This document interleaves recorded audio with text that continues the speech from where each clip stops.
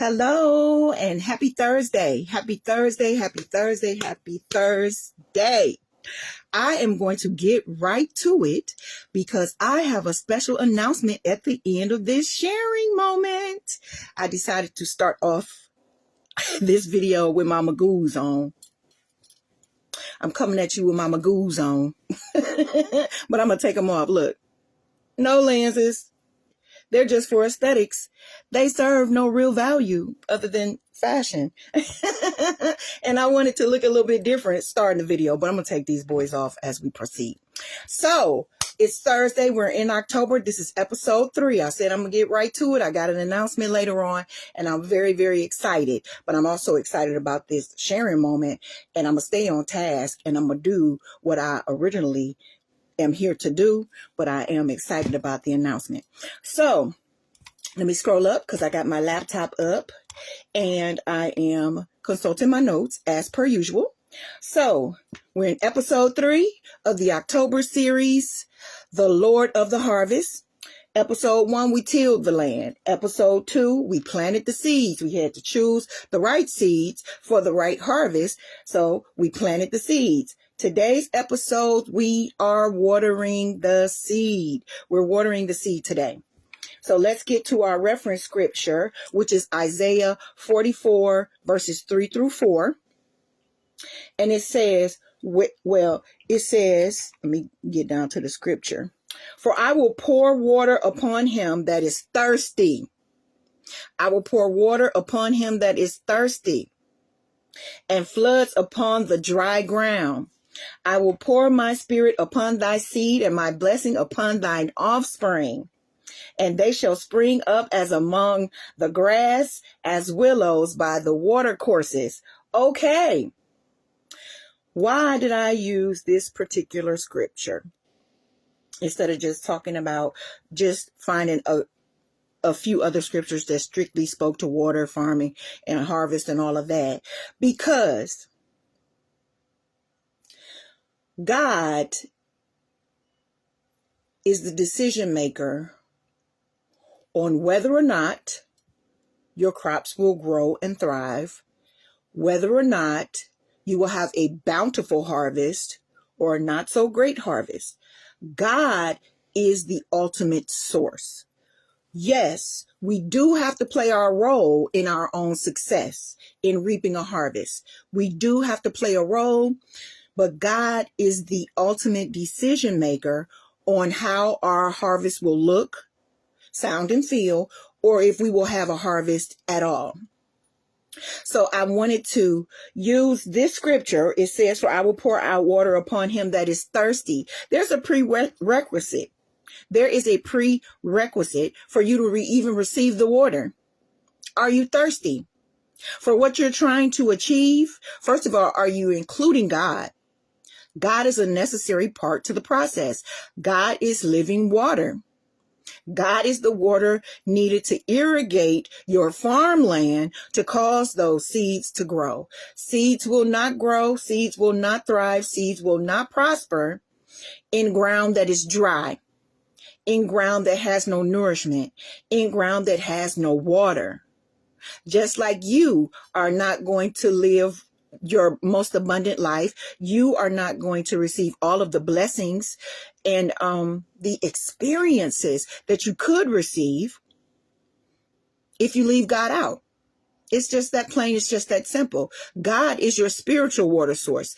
Just as our seeds that we plant in the ground as farmers, as gardeners, it needs water. Water is essential for the survival and the thrive and the living of the seeds. We need God in our, we do need God in our physical life, but we need God in our spiritual life to allow us to thrive and to grow and to prosper and to spring up and to create an abundant harvest in our lives. Okay, so when I read this scripture, I thought about 3 things. Number 1, where is your well? Where is your water source? Where is your well? Number 2, what do you do when you're thirsty? Number 3, are you thirsty enough?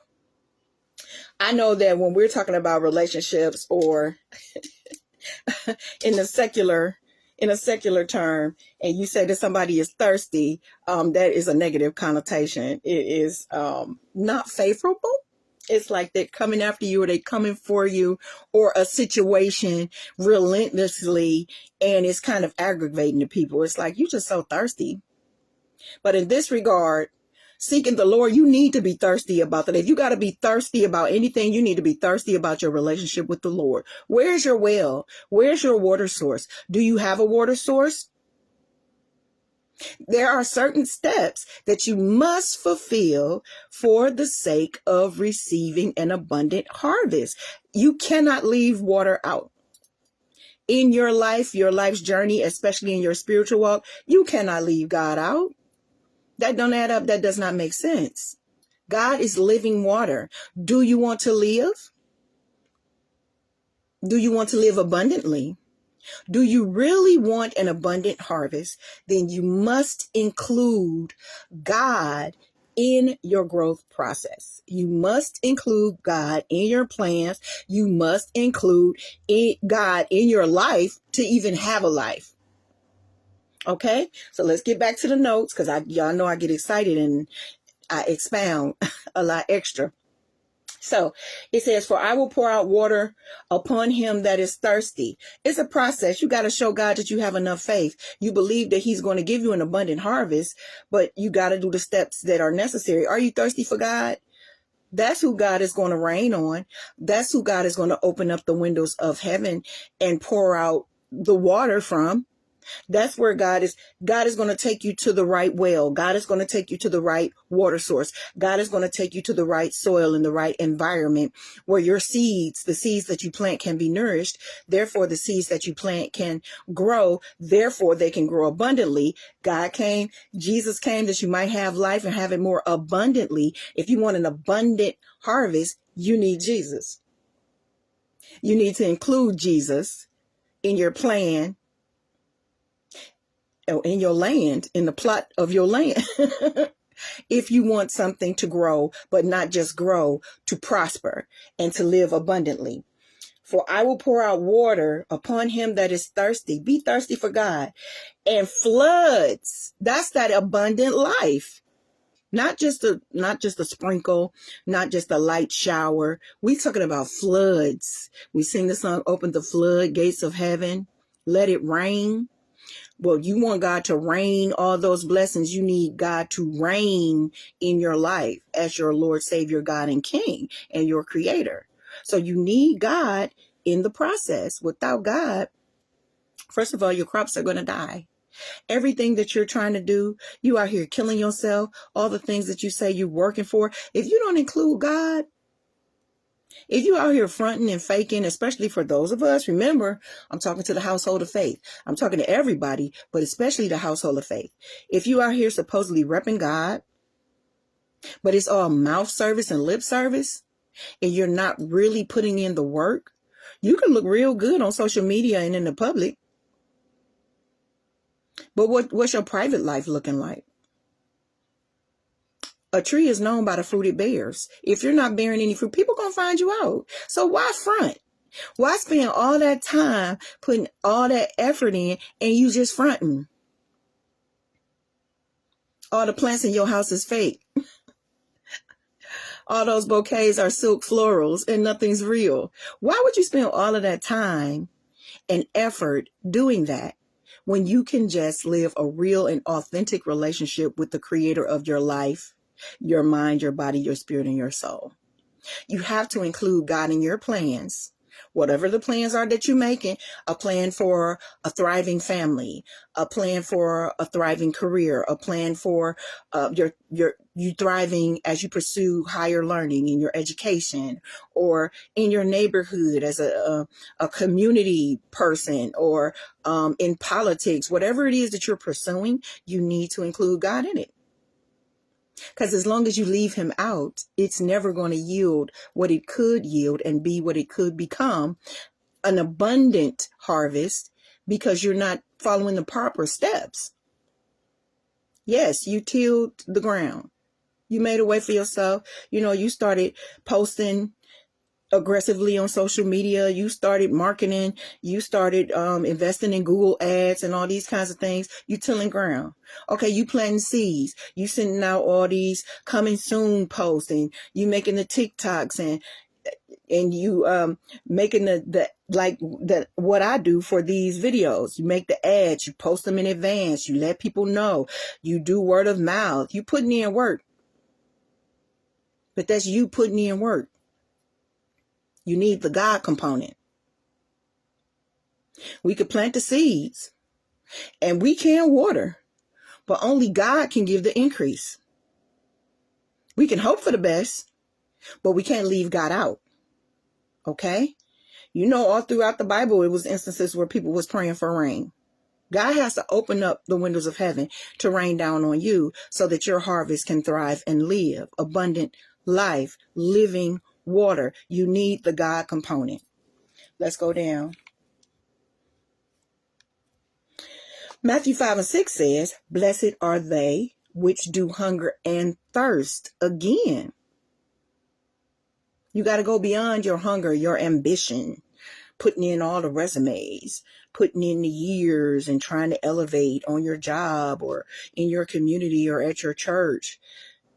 You got to hunger and thirst. You got to seek out that living water. You got to choose the God component or it's not going to work. Choose life. Water is a life-giving substance. You know that we are a great percentage of what we're made of. I don't know the exact percentage, but even as human beings, a great percentage of the fabric of what we're made out of is water. We need water to live physically. We need God. We need Jesus to live spiritually, and physically, but in every other kind of way. We need living water. So if you're trying to pursue anything, get an abundant harvest, see your crops grow, thrive, and prosper, you need the God component. So Matthew 5:6 says, "Blessed are they which do hunger and thirst after righteousness." What is righteousness but God? The word says there is none righteous, no, not one. It's only God. You gotta hunger after God and his righteousness. Seek ye first his kingdom. Okay. And then all these things will be added unto you. In this case, the things are an abundant harvest. What are you working for? What are you striving for? You want that ministry to grow. You want that business to grow. You want your children to grow up and respect you. You want your family to grow. You want your marriage to grow. You must seek out, hunger, and thirst for the God component. You need the water. God is the provider of the water. One can till the ground, one can plant the seed, one can water, but only God can give the increase. Let's go down to that scripture because I did find it. And I'm not trying to go off the top of the head because that would be an epic fail.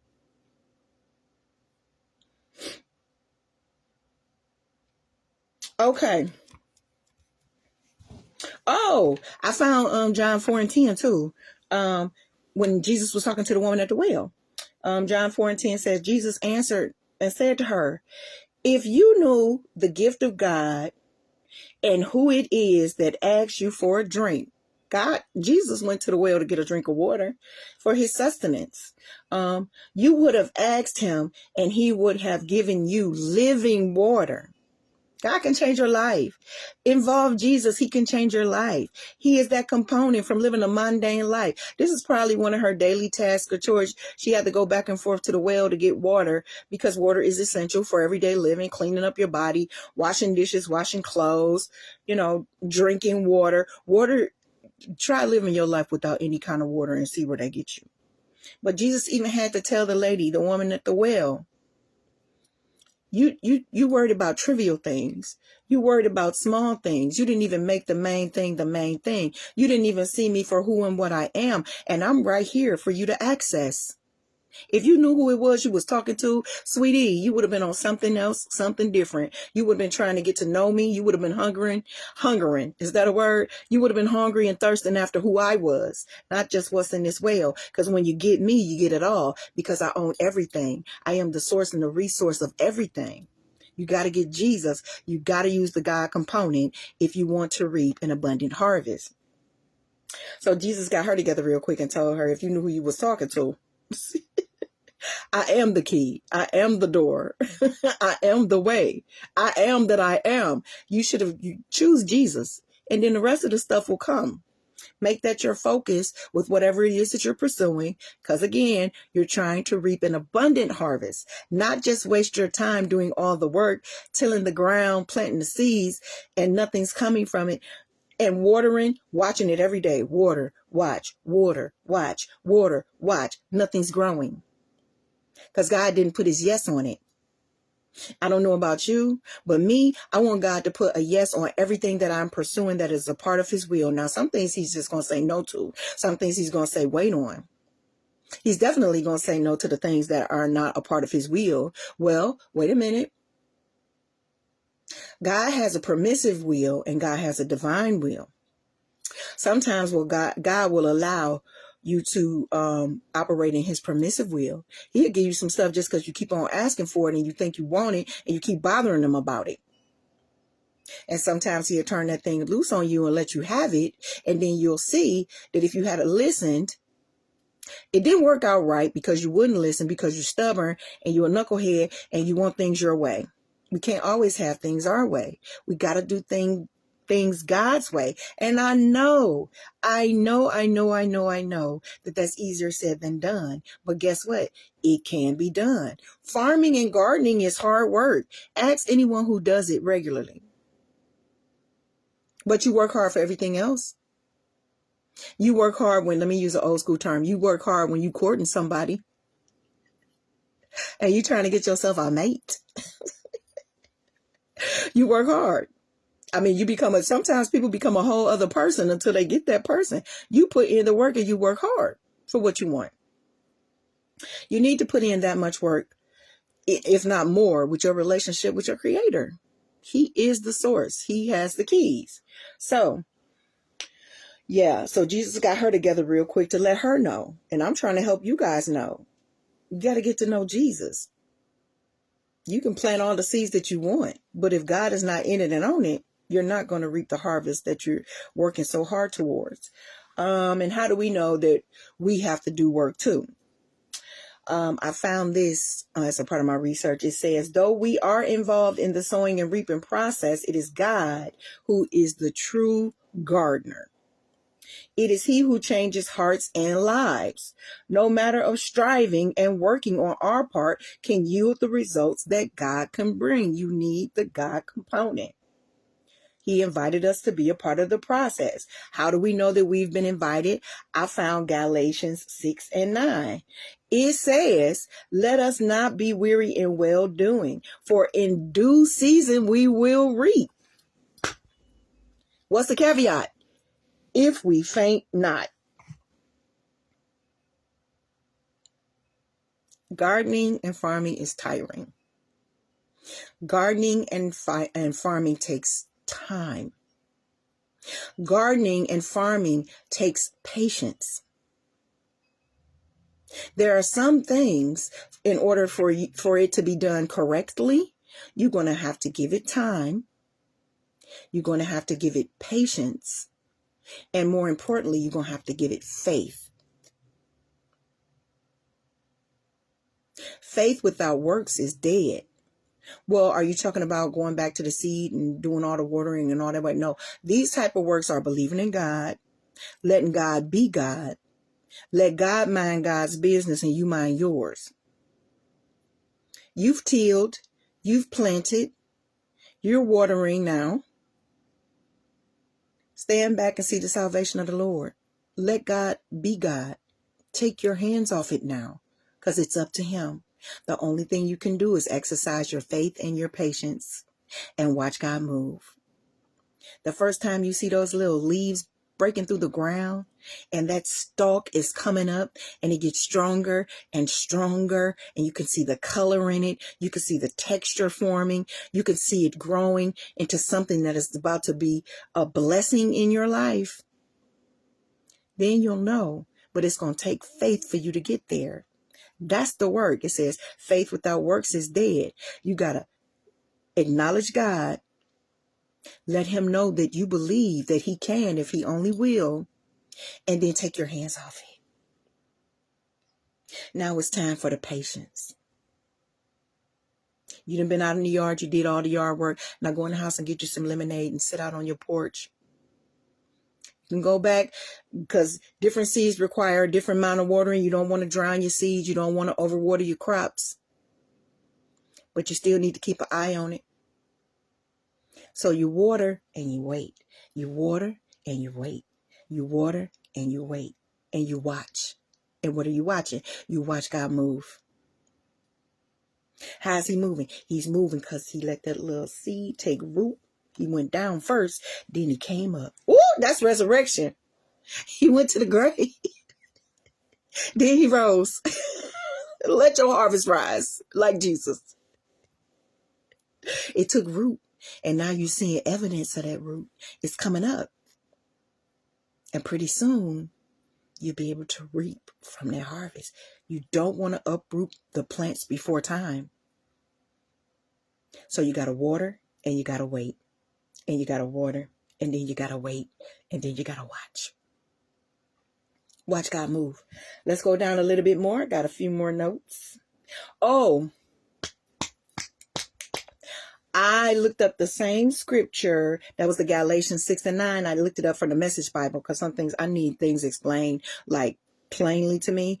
I thank God I have a love of the English language, and pretty much I understand the thuses and thous and those and these and all that kind of King's language from the Bible, but sometimes I do need a more modern translation, still a correct translation, but a more modern in plain English, not the King's English. So I looked it up in the Message Bible. It says, so let us not allow ourselves to get fatigued doing good. And you know, anybody that's been trying to be a do-gooder, you know it can wear you out. You know, not everyone is on your side. Not everyone is going to agree. And a lot of times you deal with the type of people who want their lick back. They have a vengeful heart. They don't care nothing about vengeance is mine, saith the Lord. They want to take control of situations. They do not want to give control over to the Lord. They don't want to sit back and see the salvation of the Lord. They want to handle it themselves. They want to Olivia Pope their life. Handled, they want to handle it. They want to get that fix. They want to get that thrill. They want to get that satisfaction of I laid on the hands. I didn't let God lay. There was a laying on of hands and it came from me. Some people don't have the patience and they get tired or they get fed up. Some people are very patient, but then they reach that pinnacle and they snap. But the Bible encourages us and instructs us to not allow ourselves to get fatigued in doing good. No, it's not easy. Farming is not easy. Tilling the ground, watering, waiting, watching. That's not easy. It takes a great level of patience. But while you're waiting, be productive with your time. Do something else. Let God handle what's going on. You've planted, you've watered. Only God can give the increase. Understand the formula, understand the format, and you'll have a successful harvest. It's that simple. We complicate things. We as humans, we as mankind, we just love to complicate things. It's that simple. Till the ground, plant the seed, water the seed, and then take your hands off it. Because now it's God's territory. I mean, of course, it all is, but now it's on God. Watch. Wait, water, watch. Wait, water, watch. Wait, water, watch. In that order. You've done your part. Now take your hands off it and go live your life in faith, believing that God is going to supply an increase in abundant harvest. It says, so let's not allow ourselves to get fatigued or get tired doing good. At the right time, we will harvest a good crop. Don't let your lack of patience mess up the process. Yeah. And I'm thinking and I'm pausing because it was a lesson I had to learn, and I'm still learning. But I thank God I do have patience. I do. I have a higher level and a higher degree of patience because I've been through some things that has fashioned me to be that way. Was it easy? No. Is it easy now? No. I'm still walking in patience for some things that I want, for some results that I want to see from the seeds that I have sown, from the harvest that I am praying to God. I'm watering and watching. Doing this video, I'm watering and watching. I'm putting in the work. I don't have the biggest numbers. I don't have the biggest views from these videos I've been doing. That's not even the point. I'm walking in faith. I've watered, now I'm walking. I've watered, now I'm walking, and I'm watching. So it says, let us not allow ourselves to get fatigued in doing good. At the right time, we will harvest a good crop. Don't you want a good crop for all the work that you're doing? Don't you want a good crop? I know I do. At the right time, we will harvest a good crop if, another caveat, another rule, another other thing that matters, if we don't give up or quit. If you stop watering your seeds, the seeds that you've planted, if you stop watering the crops, it's going to die. You have to keep at it.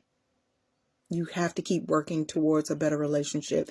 You have to keep working towards a better marriage. You have to keep planting the seeds of love and attention and time and space for a relationship, any kind of relationship, not just marital, even with your children.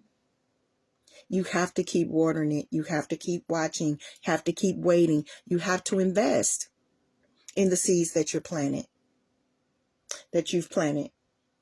Because at the right time, we will. There is no question. The word says that we will. We shall. That means we will reap if we don't get tired and quit. It's the long game. Even in track, and I'm not an athlete by no means, I know that there is a sprint and there is a marathon, or a long distance runner, I think it is. You in it for the long haul. You playing the long game. It's a marathon for you. It's not a sprint. Now, can God speed things up and do things immediately and ultra miraculously? Yes. But a lot of the times, it's going to be the marathon method. I like that. The marathon method. Got to take your time. Got to wait. Got to go through the process. You got to endure. Okay? So, let's go down. I think I have a couple of more scriptures. Oh, yeah. 1 Corinthians 3, 8 and 9.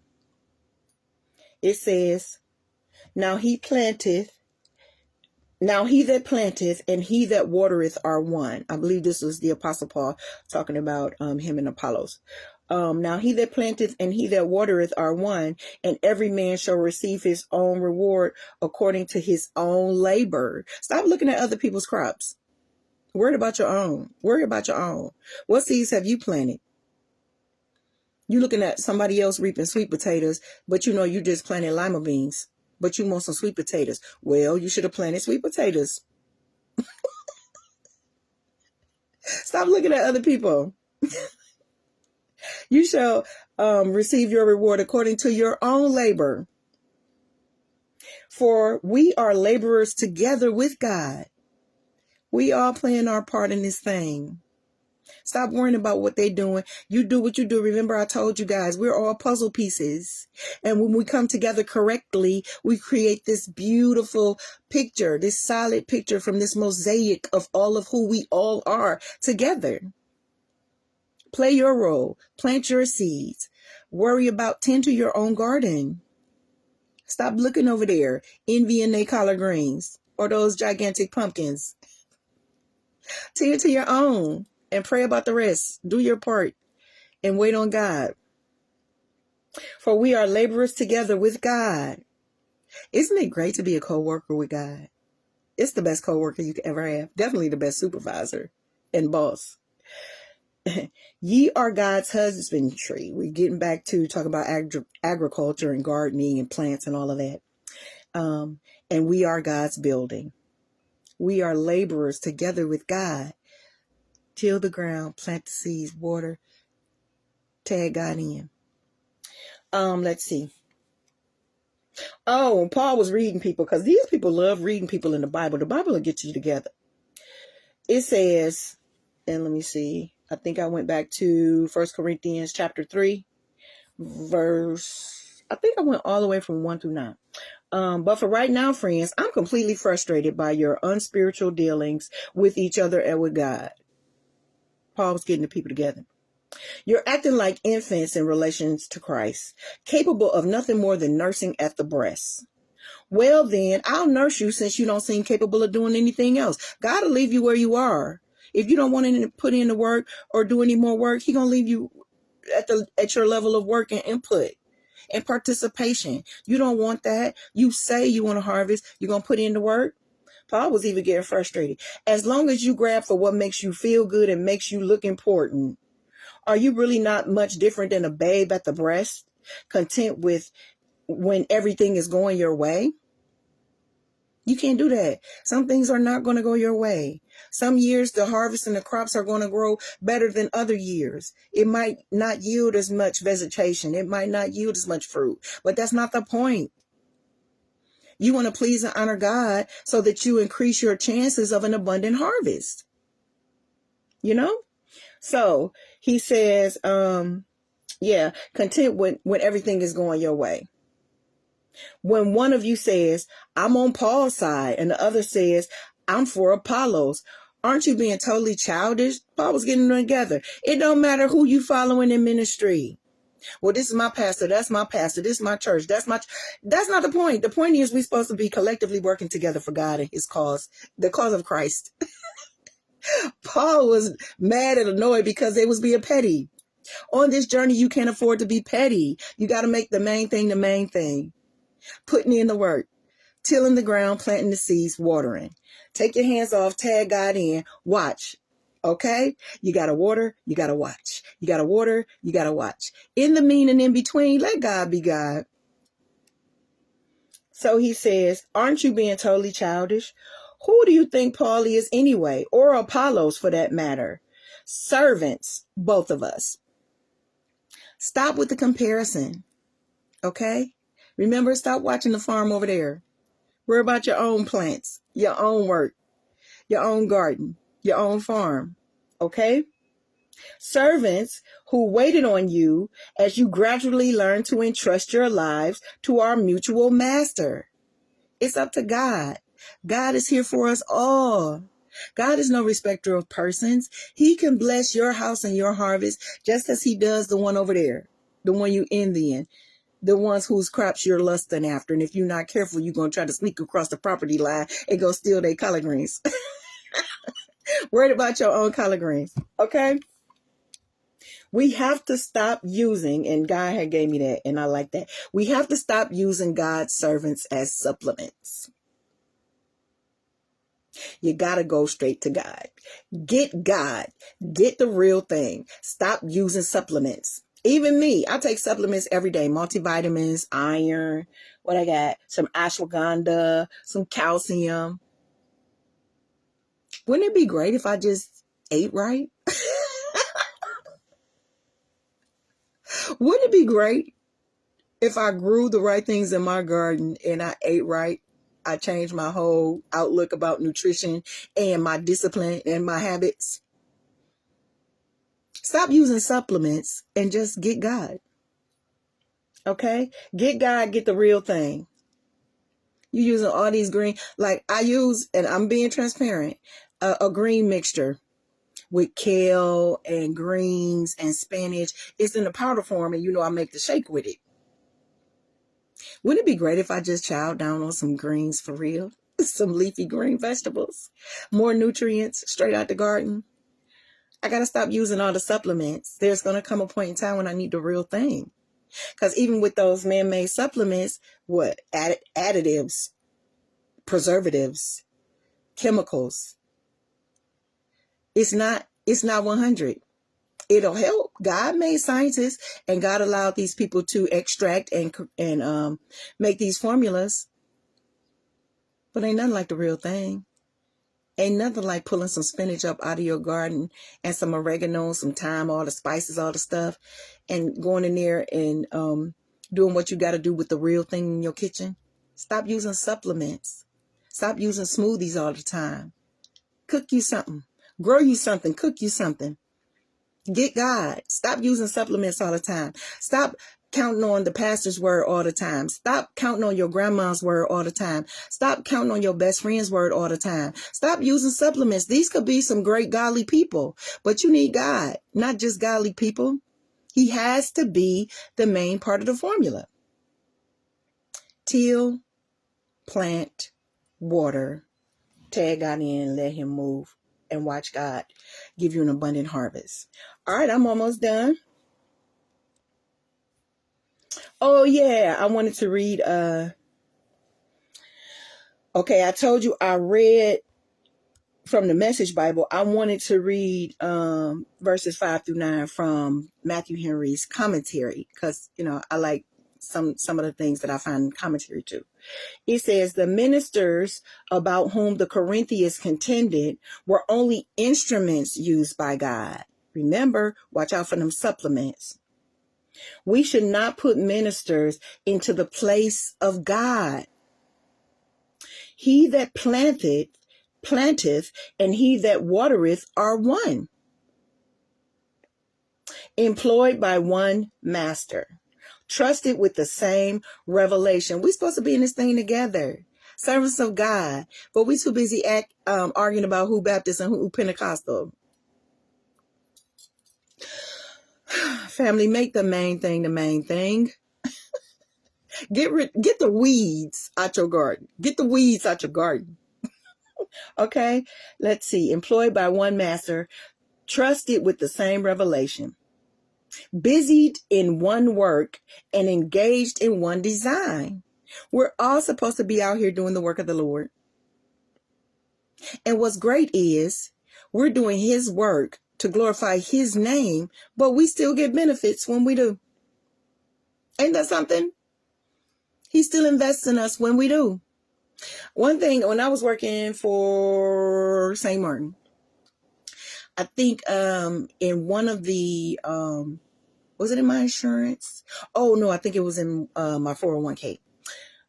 They had a match program. And what that is whatever you put in, they will match it and put in to your account too. Your boss, they didn't have to. They didn't have to do that. I love the match program. God, you putting it in, he matches it, or he gives you bonuses as well. And he said, because you can't beat God given. You cannot outdo God. You in a match program, but you won't even do that. You won't even contribute. You won't even give baseline. You won't even give a minimum. Because you're not making the main thing the main thing. You really want that water? You really want the heavens to open up and shower down on you? You want to open the floodgates of heaven and let it rain? Do your part. We on watering now. We don't have to go back to tilling and planting the seeds. We watering so that we can watch and wait and water, watch and wait and water, and wait to see the salvation of the Lord. Wait to see that harvest start springing up.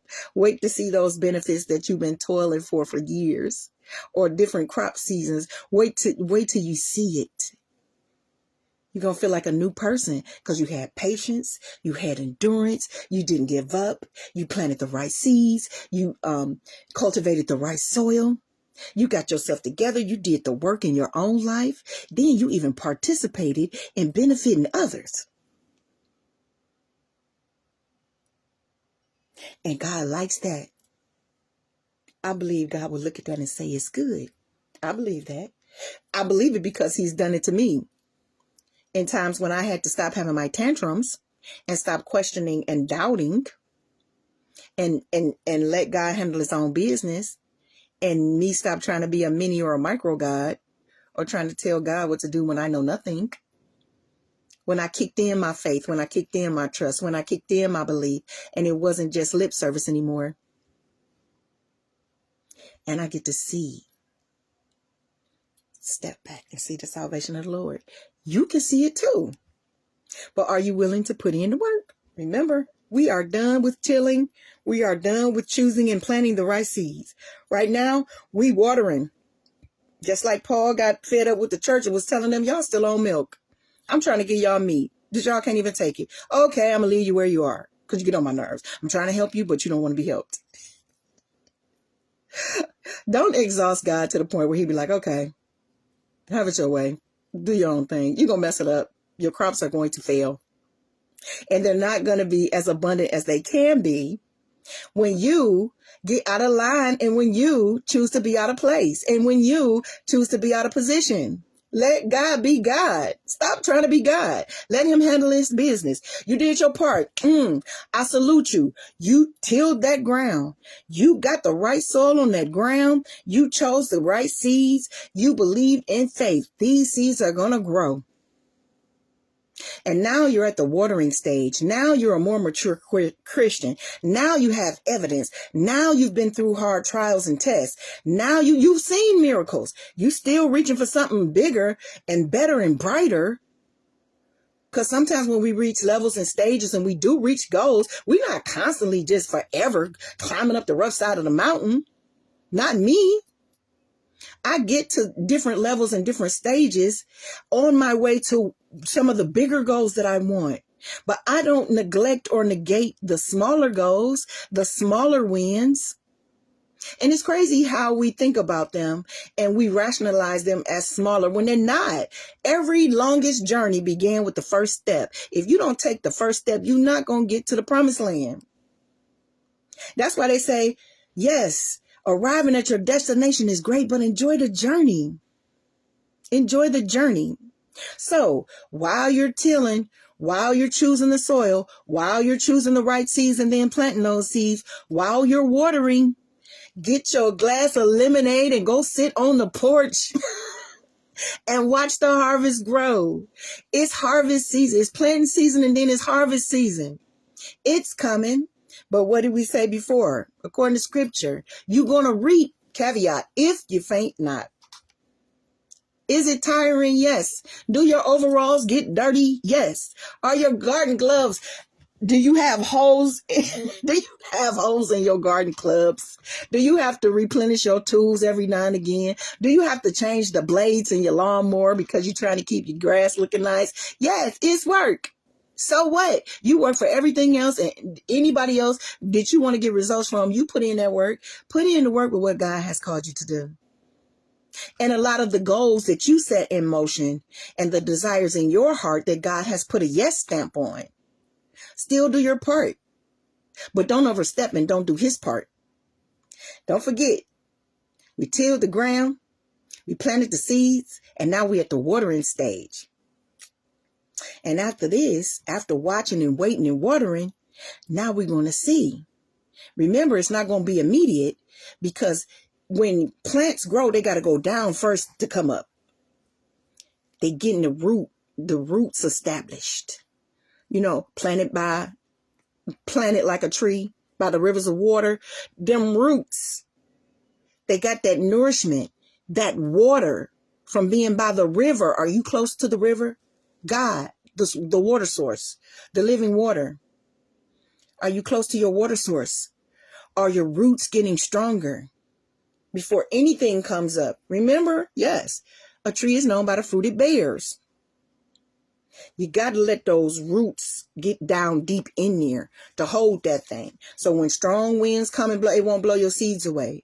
It won't blow your seedlings away. Those baby plants, they'll be strong enough to survive any kind of storm, any kind of weather conditions in this due season while it's planting time, because reaping time is coming. It's a part of the process. Get your roots together. Watch. Go sit on the porch and have your lemonade and let God be God. You did your part now. Okay?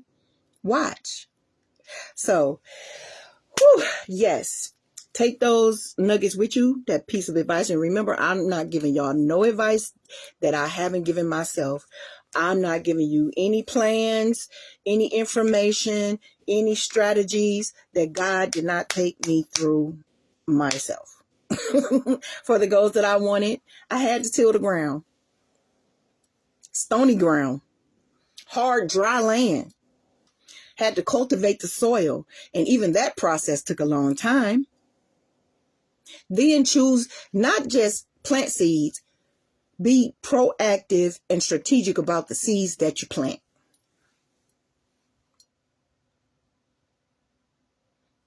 According to the desires of your heart, which is the harvest that you want to reap. You want better relationships? You want that be the harvest? Are you working on your personality? Are you working on your people skills? Are you working on how to talk to people? Oh, are you working on how to listen to people? Them the seeds. What kind of harvest do you want? Even to get a promotion on your job, you know the type of seeds that you need to plant is being on time, showing up at the meetings, being prepared for the meetings, right? Having all of your assignments done, turned in on time. When we're on Zoom, turning on that camera. When the facilitator says we need all of your cameras. Not being insubordinate. Taking 4-hour lunches. That's planting seeds. So for the harvest that you say that you want, what type of seeds did you select? And now that you're watering, you got to be patient and tag God in and let him do his part. Okay? Whew. So that's what we got for you. We made it. We coming around the corner. We coming around the corner. We have tilled. We have planted the seeds. Now we are watering. So we got that together. So usually I would just wrap it, but I told you guys I have an announcement I'm very excited for. Part 1 was a teaser. I put the video on my timeline. If you haven't seen it, please go to my timeline and look at the video.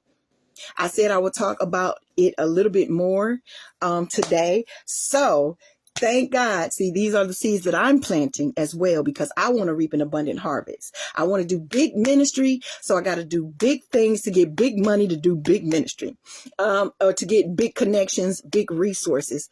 I got to go hard. So God had put it on me, because this was nowhere in my radar. Now, y'all know I'm the queen of making plans, and I do execute.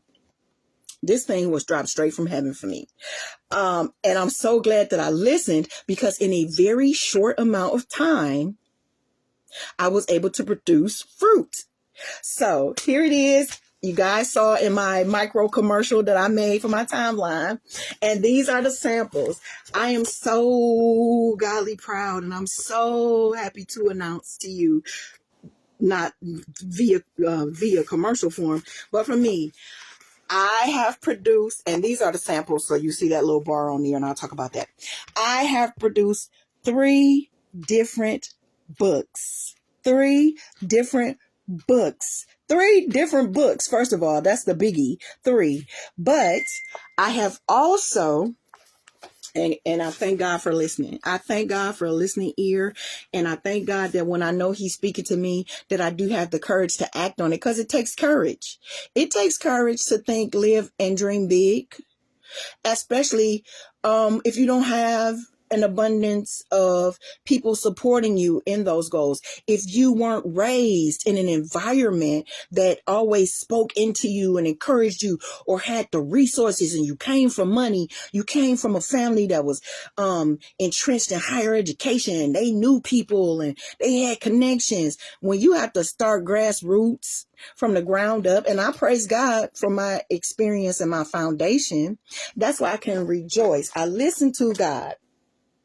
And during my time of transition, if any of you have been following me, you know I'm going through transition as far as being an entrepreneur, but also at the same time, at different points, I was an entrepreneur, because I was still working a job, but still doing things independently, as a vendor, as a creator, as a crafter, as an event planner, as an event designer, a virtual administrative assistant, just a lot of things. I was an entrepreneur with the entrepreneurial heart. I'm still striving for that.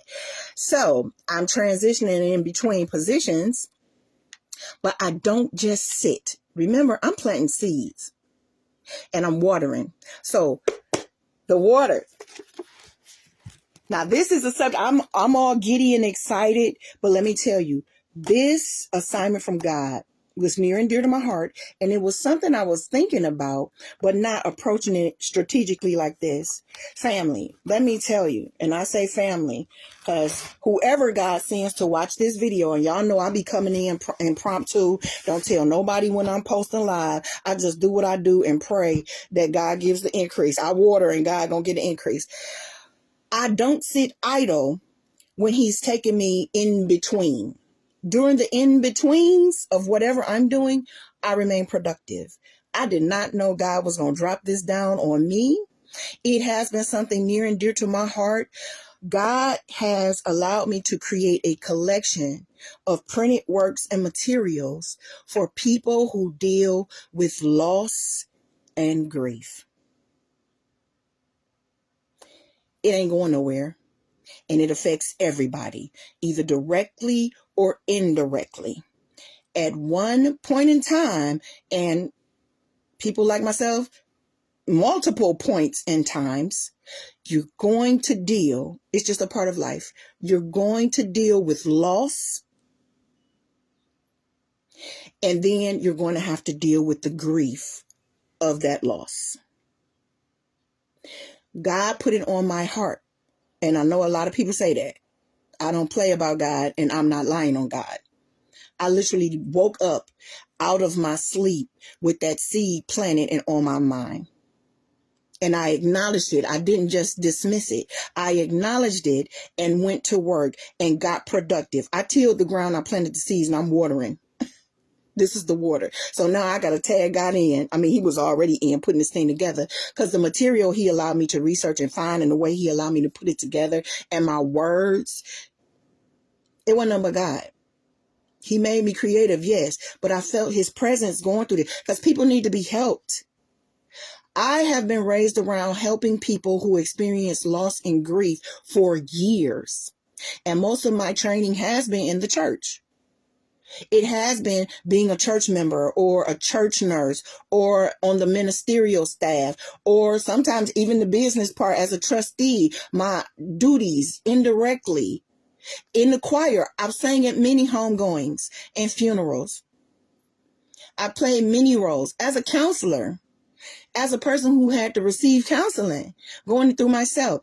Everybody in one form or another, either directly or indirectly, is going to have to experience and find a way to deal with loss and grief. I'm excited, but this is a sensitive subject and it's a sensitive matter. And I take it seriously. And if you choose to partner with me and to invest in these products, you're going to see this is a work of heart, and it's a work of love. It's 3 different pieces. And let me explain. And I'll be doing more later, but I did want to, tell you guys about it because I'm super pumped. And I am presenting. They said, well, why didn't you wait until you had the finished product? I want you to know now, because I'm on a timeline. As a business person, I'm trying to be accountable for my time and my timeline. I wanted to get this out before the holidays, one, and I'm going to backtrack. But one, because in the book, I also included how to handle grief and sadness and depression during the holidays. There was a time in the season in my life, whenever the holiday season came around, it wasn't fun and festive for me. I was sad and I was depressed.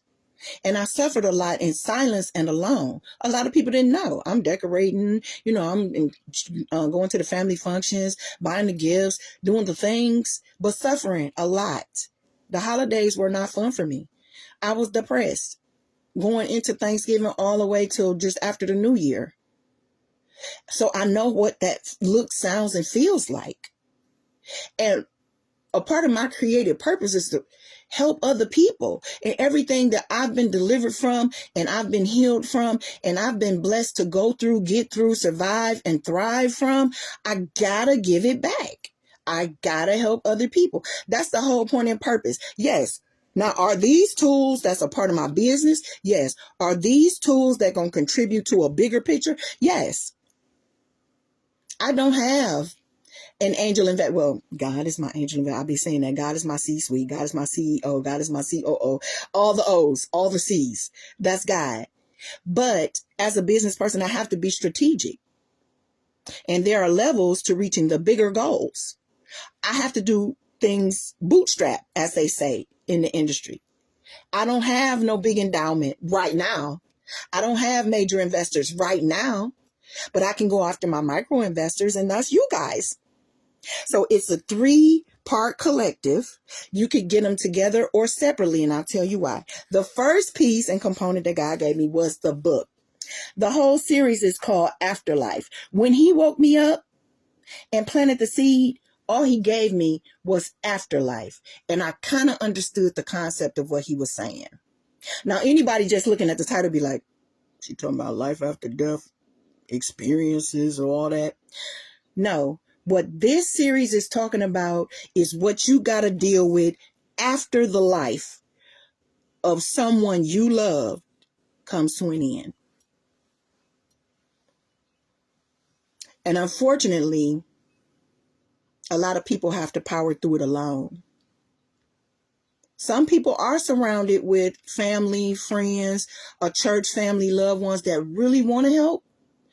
But a lot of the hardness and the work you have to do alone. And some people don't have no kind of blueprint, even Christians. Some people, when it's your turn, sometimes people don't have a blueprint. That's what these 3 pieces are about. The book, this first book, Afterlife, and forgive me, remember I said this is a sample that they sent me because I had to review the product before I made it go live so people can buy it on Amazon. It will be available on Amazon, but I had to get the samples first.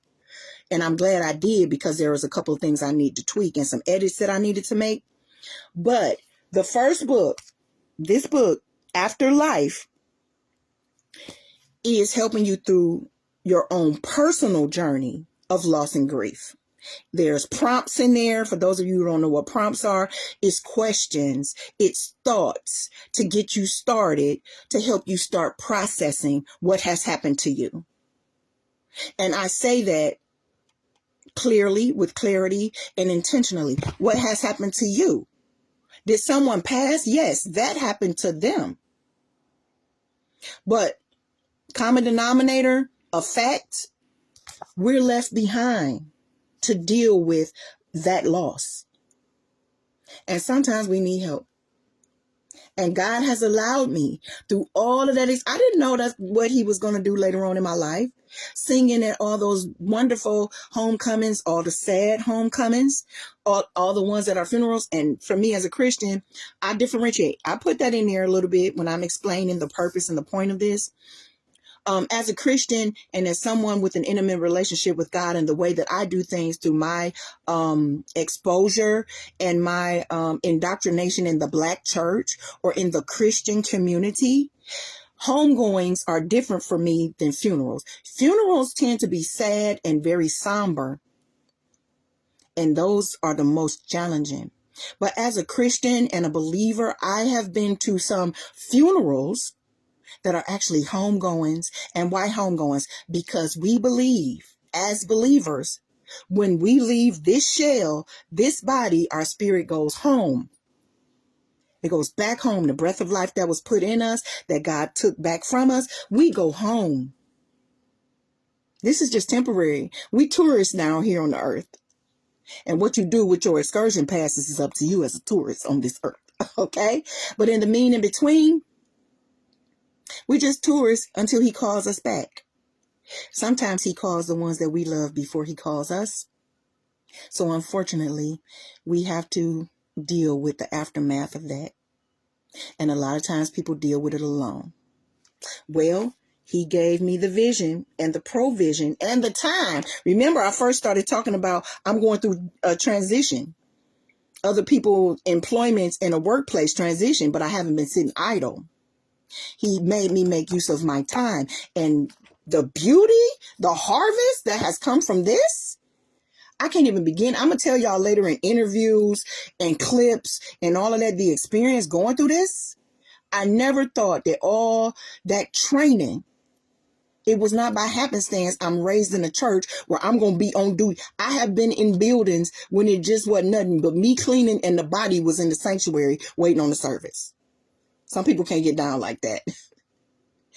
I have been at the funeral homes. I have been with the families. I have wiped the tears. I have worn the uniforms. I have given out the tissues. I've given the water. I've done the runs to the grocery store. I've done the runs to go get the chicken and the tissue and the paper towels and all of the things.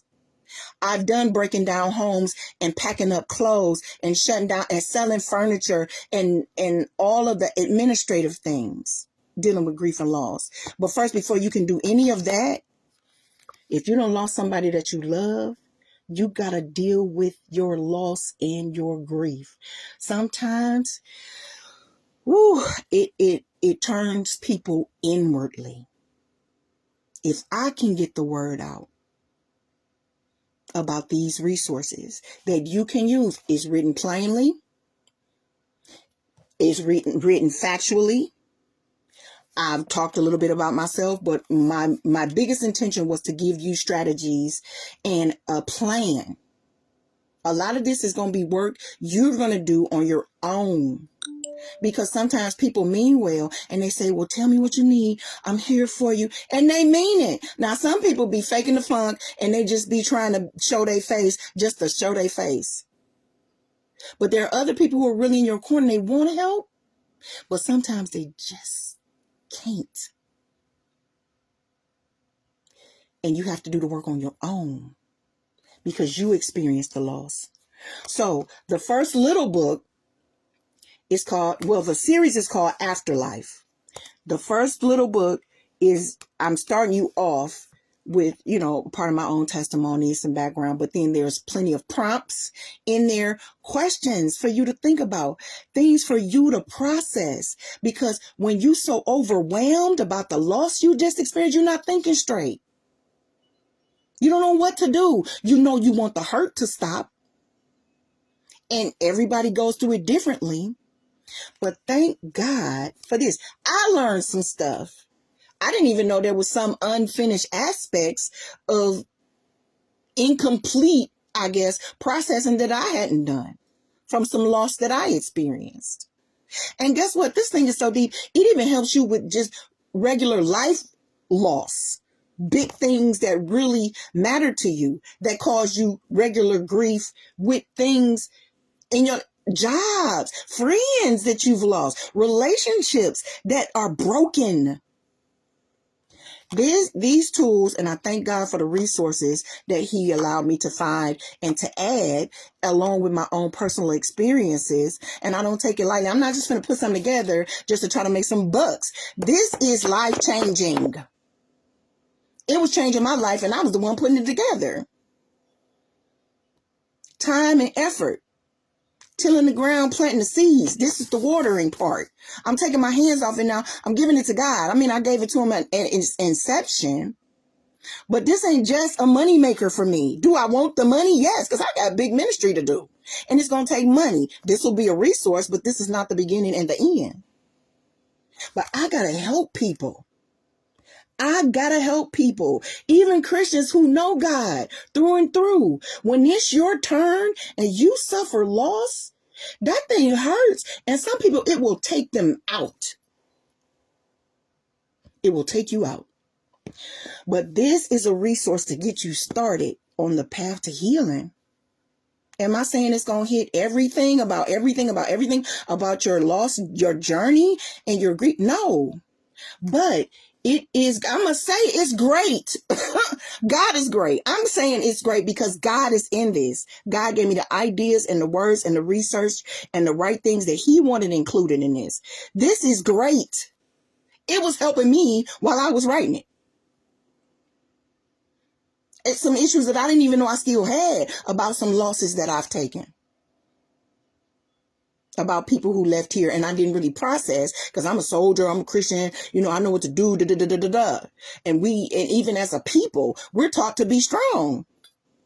Sometimes you have to acknowledge, stop, drop, and roll and deal with your emotions so that it won't be a detriment to you first. And then to the people that you have been assigned to bless and to serve. And the people that really love you. Sometimes we get so bogged down by our grief, we are not productive in any way. And if I can help with what God has given me, please invest.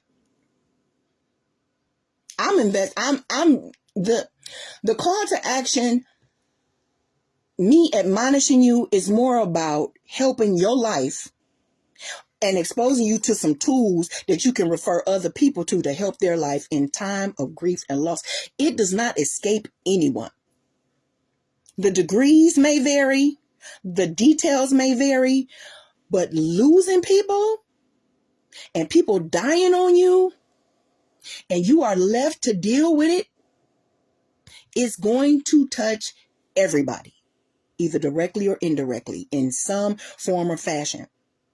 So the book, and remember I said even in this, and that's why I wanted to get it out before the holidays, because even in this one, there's a section about dealing with grief during the holiday season, especially if you've lost someone during the holiday season. And that kind of happened to me, but not like in a huge way. But sometimes some people, depending on when they lost somebody, every Thanksgiving, they're getting ready to go in a hole. Every Christmas, they're getting ready to go in a hole. It's like unavoidable. And sometimes it takes really long if they get past it from somebody that they lost. So there is a section in here on even how to process and deal with loss and grief during the holidays. So, as y'all can see, I'm very passionate about this project. It's real for me. Is it a money maker on the way to trying to achieve bigger goals, to do bigger ministry? Yep. Because I got a lot of different things that I've survived that I got to help other people do. This is a big one. Loss and grief. So the little book, and they all going to be on Amazon, y'all. I'm waiting for the last edit to come back. To make sure that the formatting of the books and stuff is nice. Thank God that he allowed me to know how to order samples before I released it, because there was some editing and there was a little bit of tweaking, but now I'm waiting and I should have it by Friday. The final edit. So if it looks good, I'm going to make it go live and I'm going to release it. So hopefully by next week, y'all, I can come back and let you guys know that it's actually live on Amazon. So the little book is called, the whole series is called Afterlife. It says, my faith-based travel guide and insight for the journey of loss and grief. Yes, if you're referring this to anyone else, please let them know it's going to be talking about God and Jesus up in here. I mean, it's going to be the baseline and the facts that are included and the plan is for anybody, believers or non-believers. There's nuggets that everybody can extract from it. It doesn't matter your social economical status or standing. It doesn't matter even your religious backgrounds. The principles, the strategies, the prompts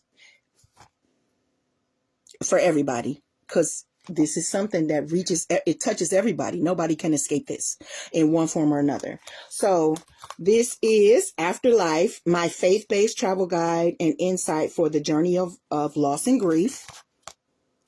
Then to go along with the smaller book. Now, I will tell you, in the smaller book, along with the prompts and everything, and it's a real good font size. My admin background, honey, I'll be serious about fonts and font selection. That's the letters, the way the letters look and the words look. I'll be real serious about that, and the size, because I need reading glasses and I don't need things to be all micro and tiny.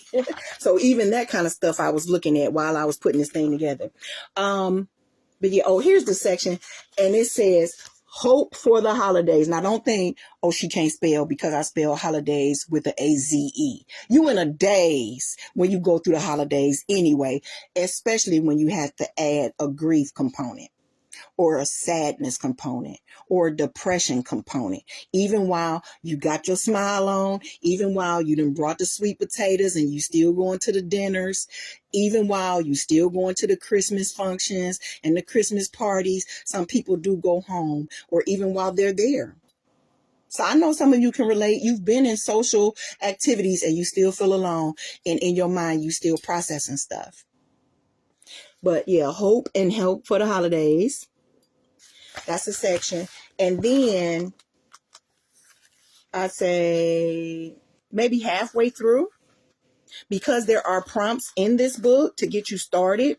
You don't necessarily, I mean, you can use your own, pad or a notebook or something to write your own notes. But I start you off even in the small book with areas in the back that you can take notes or write different things. Or if you have thoughts, I left the pages blank deliberately. The only thing I put on there at the top, it says the topic. That's whatever you writing on this day, whatever you're processing, your thoughts. Maybe if you're a poet, you done wrote a poem or some words to the person that you lost, or just some expressions to God on how you feeling. Or if there was a prompt that made you think about something, you could flip to the back real quick and write it down and then look over it again. So in the back, there is room for you to write. So that's the starter book. But if you do need more room, I have created a workbook to go with the starter book, because you might need to do a deeper dive. That's what this one does say. This is Afterlife, the workbook. This is Afterlife. Look, I'm doing my own QVC, y'all. This is home shopping. This is Afterlife, the book. This is Afterlife, the workbook. Even though you can do a little work in the small book, this is where you're doing a deeper dive. And that's included in the title of the workbook. Afterlife Workbook, a deep dive into the reflection and healing process for those experiencing loss and grief. And I was sharing with my sister, I know when people are usually talking about this, they say grief and loss. Well, I'm deliberately and intentionally saying loss and grief, because you don't grieve until you've lost something. So I know that really don't matter in the grand scheme of things, but I'm telling y'all how intentional and compassionate and passionate I've been about this project. Even something like that, which might not mean nothing to nobody else but me, there's an order to this thing. And it just stood out to me, and questioning, even doing my research, why people say grief and loss, grief and loss, grief and loss. I said, no, it's loss and grief. You lose something and then you grieve it. You grieve the loss. So I'm telling y'all, it might not be a big deal to nobody else, but I had to be intentional about because you're talking about people's emotions. You're talking about their mental health and wellness. You're talking about their spirit man and their spirit life. Everybody gets a turn. That's what we say in church. Everybody gets a turn, either directly or indirectly, with loss. Somebody that you love, that you've invested in, that you have bonded with, is going to leave you. They're going to go home before you do. And what are you going to do when it happens? Hopefully, you'll be able to use this as a resource in your process. I'm hoping. Because for me, this ministry, I've had to do it over and over again, just out of my mouth, and visiting people and going to the viewings at funeral homes and trying to make plans with the funeral homes, with the family members, and getting the programs together, and who's going to sing and who's going to serve, and are we catering or are we cooking, and are we wearing a flower? Are we wearing black? Are we wearing white? Are we doing soloists? Who's singing? Who's going to do the eulogy? It's so much. But the beginning is you processing. Sometimes we so caught off guard and have to jump right into the business part of it all that we don't have time to process. But baby, when the calls slow down, when the people stop visiting your house, that quiet can get so loud. I've been there and I know. Okay? People can only give you so much during the process. But there you can do something productive with your time. You can be an active participant in your own healing. And these are resources.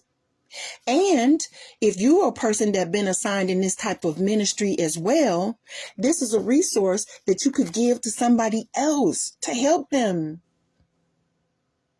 Get it for yourself. The price points aren't going to be that crazy. They're not. Because first of all, I wanted to sell. I'm a good business person and I've sold many things before. So I know my audience, and I know something about the market, and I know what's fair market value, but I also know the value of these pieces. But I did make it where it can be affordable and it can sell. But if you know you've been a person that God has assigned a ministry in your life that you always there for the people who go through, get it for yourself. I'm telling you, it's an excellent tool, the whole set. So yes, I'm taking my time with this because this was a labor of love. This took some time, energy, sweat, tears. Me and God had a shouting fit at the computer and all the back and forth. I don't want to leave out nothing. I don't want to include the wrong thing. I got to include the pieces that matter to my audience and all that. You're going to see it and feel it in these products. I'm talking flat out. If I'm your sister, your girlfriend, your auntie, your grandma, the lady at the church helping you, the church clerk who got to walk you through these things, an advisor, I can't say counselor. I even got disclaimers in these boys saying I am not a licensed psychologist or psychiatrist. I don't need people coming for me. I don't need to smoke. And I'm trying to do ministry and bless people's lives. I got a disclaimer in there. But yeah, these two can go together. They can be standalone products. I would like it if you bought and invested in all three pieces because they all add a certain amount of value on their own, but collectively. And even if you don't purchase, which I wish you would so you could at least review it before, telling other people about it, I would love for you to be able to give firsthand knowledge. I bought that book. And I'm telling you, it's so much value in there. It was so laid out where anybody can understand it. Anybody can get help from it. I'm telling you, I can't risk my reputation by saying all this to y'all and then y'all buy it and invest and find out it's a bunch of lies. I'm not doing that. My name is my reputation. My name is on this. People's lives will be changed from the words that I put out into the universe. It's etched in stone now. I'm not going to advertise a product that is bogus and full of lies. This is the real deal. From everything that I could think of when God was telling me this is what it was going to be with that concept, speaking to people where they are. Even on here, and I'm telling you flat out, in the back, there's a whole almost poem. I'll read a little bit. It says, and I'm not going to read the whole thing, but I was talking to people flat out. Remember, it's called Afterlife. And it's not talking about your life after death experience. It's talking about your life after someone you loved is gone. After life, after their life is over, and you have to deal with the aftermath of that. It says, we are the ones. We are the ones who are left behind. We are the ones that are still here while life is going on. We are the ones that are left to face our families, our friends, our fears, and our faith. We are the ones that have to hear the painful truth and experience tough love and have to endure a myriad of expressions of support. People be coming at you from all over. How can I help? What can I do? What you need for me to do? And sometimes you just want to scream and say, I need to be left alone. But even if that's your truth, in your alone time, you still need to process and process correctly. So your aloneness, the loneliness, the sadness won't overtake you, where you do something that's non-productive to your life. And eventually the lives of everyone that you affect. Because just imagine if you're grieving and you got kids, you still got to be a mom. You grieving and you got a spouse.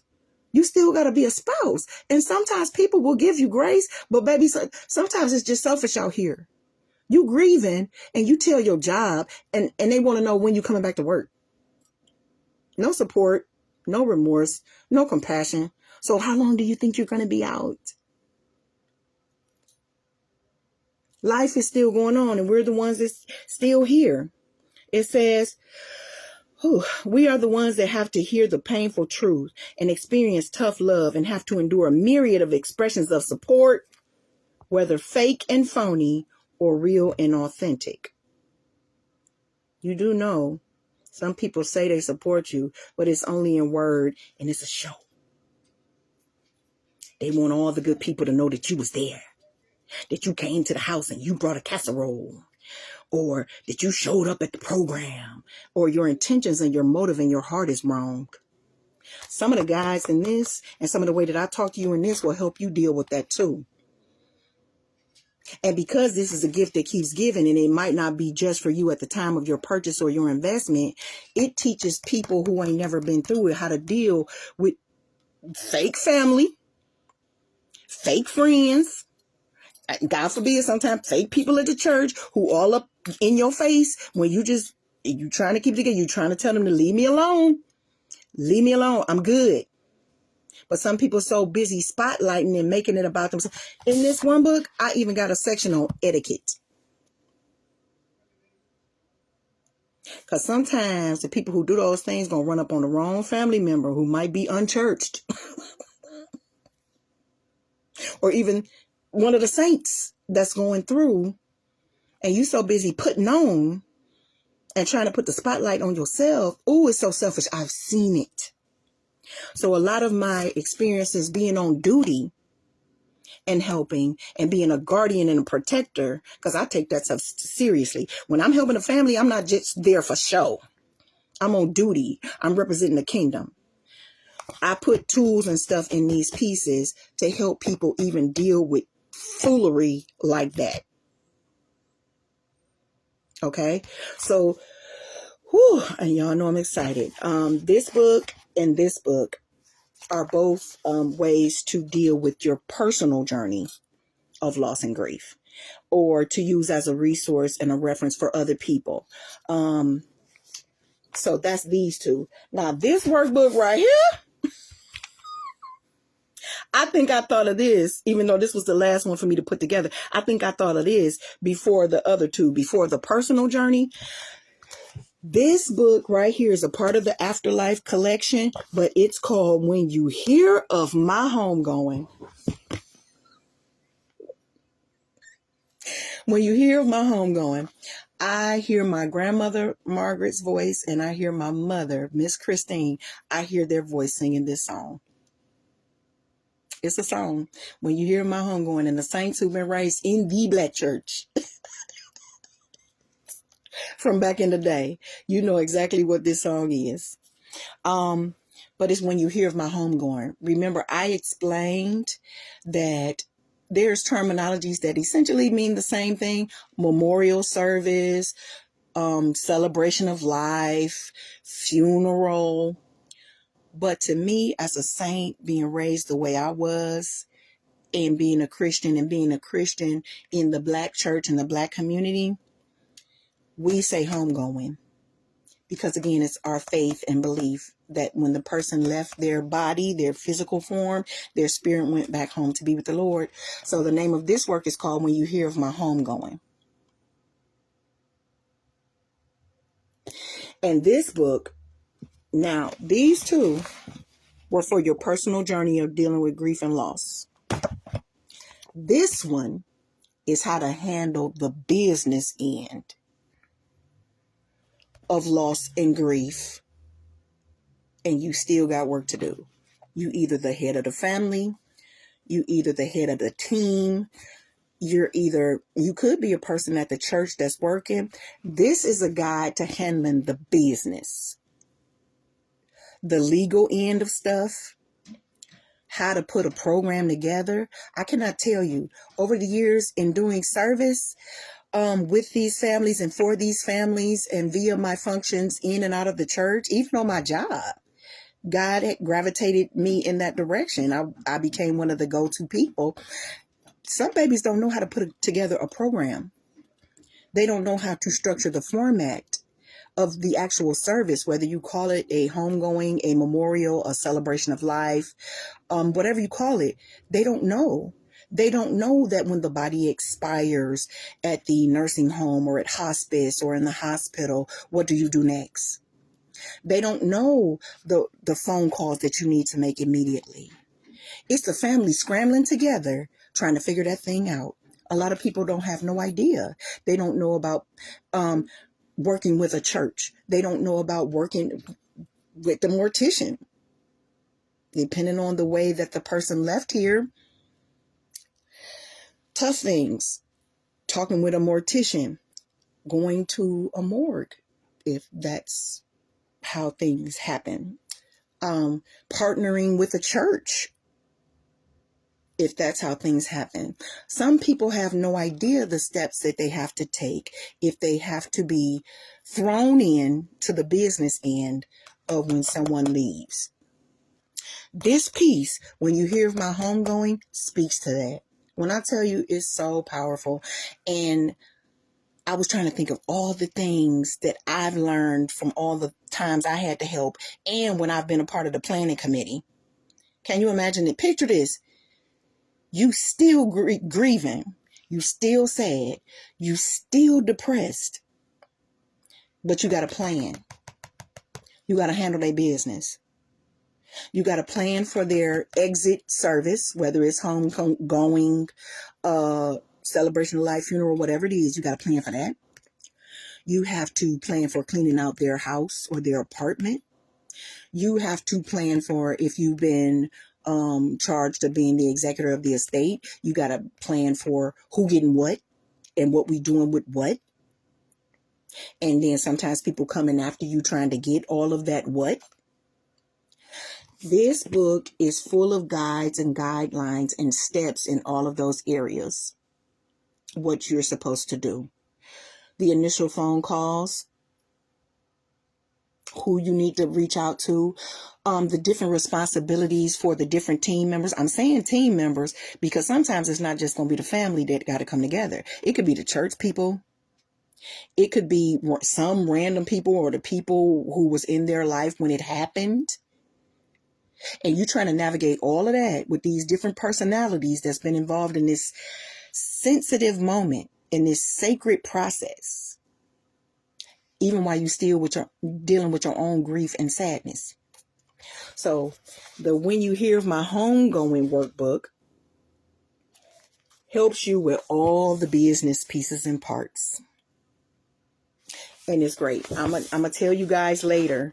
And in the back of this one, there's also a note section. So if you're at those planning meetings, if you're with the family, if you're with the church clerk, or if you're with a minister or a pastor or anybody who you have to communicate to help you plan these things out, there's even a section in the back of the book where you can write all of your notes, where you can write all the phone numbers you had to gather that was in Big Mama's phone, or all the people from her old job where she retired, or you got to look up all that stuff, or, you know, her best friends, or the people that she knew that need to be invited and that ain't never met y'all as the family, or going to the apartment complex, or dealing with wrapping up the mortgage and the taxes and all of that kind of stuff is in here because it's a part of the process.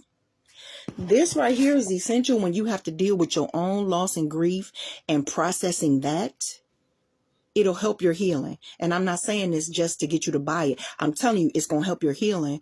And if it's not your turn, you can use this as a reference tool and a gift to give somebody who has to go through it. Because guess what? This can be there when you can't. Because it's going to come a time you got to go back to work. You didn't use some PTO. You've been as supportive as you can. Now you got to go back to work. This can be there. This is all that business stuff. From dealing with your family, from dealing with the church, from dealing with the legal matters and the lawyers that now need to get involved, or the courts or whatever, and the funeral homes. This is a guidebook that's packed with good information to help you and your family and the team figure it out. Not everyone naturally knows what to do. Not everyone is well versed in this and know what the heck we supposed to do now that we done got the word. Auntie gone, big mama gone, grandpa gone, son is gone, mommy's gone. What we gonna do? This tells you. So if it's not for you, it could be for someone you love. And I would go on to say even far as get it to have as a resource. Even if you don't need to use it and mark it up and write all your notes and do all of the work in here for your moment. If somebody call you with like, what am I supposed to do? You will be well equipped with a structured, strategic way to help advise somebody. Not just scrambling. I was asking God, please, God, don't let me forget nothing what people have to do. All the ways that I saw people struggle and try to figure out and find out what we going to do and who need to do what and da-da-da-da-da. It's an excellent resource. I told y'all, even in this bad boy, I put a section on etiquette because I cannot tell you. And I did use the word foolery in here. Somewhere in here, I used the word foolery. It be foolishness that manifests. Because some people just show out. It's a section in here. I'm telling y'all, I'm so me and so confident in what God gave me to share with people. It's a section in there with the etiquette. It said, don't show out. I know the audience that I'm talking to and they will understand it clearly. Don't show out when it's somebody else's time and they going through. So there's even an etiquette section in here. But I'm going to go ahead and close this out because this thing has been going on. Ooh, but I'm excited. And for those of you who cannot or choose not to invest in the product, invest in me with prayer. If you really have a right relationship and an intimate relationship with God, invest in me by praying for me and praying for this work. Because I don't have no shame. I want to do big ministry. I want to be this ultra mega philanthropist. Like with this hurricane stuff that just went on. I got sad because I can't immediately jump in one of my company vehicles and go bring food and go bring blankets and go bring clothes and go bring more. I want to do exceedingly abundantly above all I can ask, think, and imagine with philanthropy. And this is one of the stepping stones. This is part of my first steps in my long journey. I don't have somebody dropping down 100K right now to help me reach my goals. But I can use what I got to get what I want. And God gave me the gift of words and experiences that I can share and put together things that add value, especially to something that affects everyone. No one is exempt from death and loss and grief at some point or another. But yeah, this workbook handles all the business stuff you got to go through with and your family or your team or whoever has to handle the business end of when someone transitions. Right down, I told y'all, right down to dealing with your people. Because sometimes people be peopling and you know this not the right time for you to people on me. So this will help you keep your head together in the midst of the chaos. So yes, I'm going to put out more. If you've been here, you heard me say before, I should have the last edits back to me by Friday. And if everything is everything, I'm going to be making another announcement that you can now purchase these pieces on Amazon.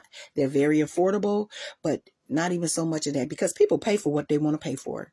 And I understand that too. This is value. This is valuable. This will help you and not just you.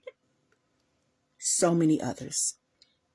But if it happens to be your turn, you have a good resource to go to. I thank God that he charged me with this project. I thank God that he gave me the idea for this project. It wasn't nowhere on my radar. Not as a collective work, not to put it in book form and to put it out. Nowhere on my radar. But when God gave it to me, I knew it was him. Here is the fruit. Here is the fruit of my labor. So I'm super stoked. I'm super pumped. I'm very excited because this is going to help. People can get this when I can't even be there. I can still help without even being there. Help me help others. And at some point, I might be able to help you. I'll give you guys more info and updates later as it unfolds. For right now, I got to wait to make sure that when the edited pieces come back, it's a go. And when it's a go, I'm going to let you guys know. And people can purchase it on Amazon. And I pray that you stand in agreements and solidarity with me and get the word out. Word of mouth is powerful. I don't have 100,000 viewers and followers. My Instagram ain't all big like that. Snapchat, Twitter, whatever is out there, Facebook. But that's not going to stop me, because God did this. It's going to prosper. I am going to reap the harvest, and this is going to help people. That's my prayer. That's my main concern. And it's glorifying God in the process. So it is already blessed. But help me be a blessing to you, those you love, to your family, your friends. It's a great resource.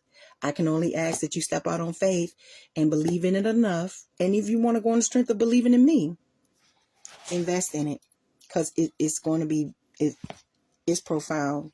It's amazing.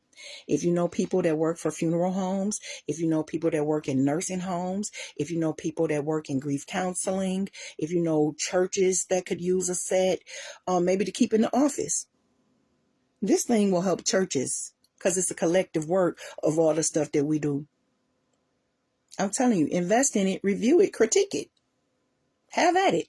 But spread the word. Stand in solidarity with me, because this is not only helping my personal project so I can do even more for the kingdom, but this is going to change lives at a critical moment for many people. Loss and grief can make or break you.